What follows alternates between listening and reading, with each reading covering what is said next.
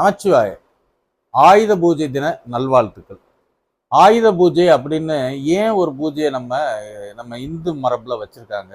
வேற எந்த நாட்டிலையுமே கொண்டாடாத ஒரு விஷயத்தை நம்ம இந்துக்கள் ஏன் அப்படி கொண்டாடக்கூடிய ஒரு தன்மையை நமது சமயத்திலிருந்து எல்லாமே சொல்றாங்க அப்படின்னா, உயிர்களுக்கு நம் மதிப்பளிப்பது போல உயிரற்றது என்று இருந்தாலும் அது நம்முடைய வாழ்க்கையில் நாம் சம்பாதிப்பதற்கு, நாம் சந்தோஷமாக வாழ்வதற்கு எவ்வளவோ ஆயுதங்களை நாம் பயன்படுத்தி கொண்டே இருக்கிறோம்.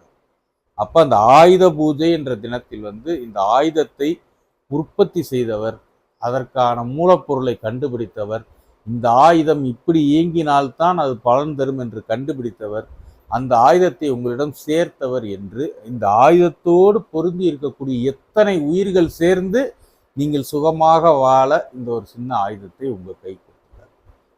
அப்ப அந்த ஆயுத பூஜை தினத்தன்று அந்த ஆயுதங்களிலும், அதாவது இறைவன் எங்கும் இருக்கிறான் என்பதை உணர்ந்து வழிபடவும், நாமும் இறைவனால் இயக்கப்படும் கருவிகள் தான்.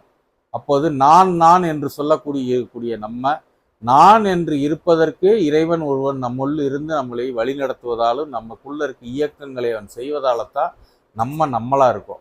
அப்ப இந்த ஆயுதம் நம்ம சொல்லிக்கிற இந்த உடம்பு என்ற ஆயுதத்தை இறைவன் எவ்வாறு கையாள்கிறான், அதற்கு எப்படி நன்றியோடு இருக்க வேண்டும் அப்படிங்கிறத உணர்ந்து அனுபவித்து, அதில் செய்யக்கூடிய பூஜை முறைகளில் வாழைப்பழம் எதுக்கு வைக்கிறோம், இது நம்ம வாழை மரம்லாம் எதுக்கு கட்டுறோம், எதுக்கு உணராத ஒரு ஜடமாக இருக்கக்கூடிய பொருளுக்கெல்லாம் பொட்டு வச்சு பூவெல்லாம் வச்சு கும்பிடுறோம் அப்படிங்கிற முழு விளக்கத்தை நமது யூடியூப் சேனலில் ஆயுத பூஜை குறித்த ஒரு பதிவாக பதிஞ்சிருக்கிறோம். யதார்த்தமான பதிவு. தெரிஞ்சுக்கிட்டு ஒரு விஷயத்தை செய்யும்போது அது மிகுந்த பலனளிக்கும். அதை பற்றி முழுவதும் நீங்கள் தெரிந்து கொள்வதற்கு நமது யூடியூப் சேனலில் அந்த வீடியோவை போய் பாருங்கள். நமச்சிவாய வாழ்க, நாதன் தாழ் வாழ்க.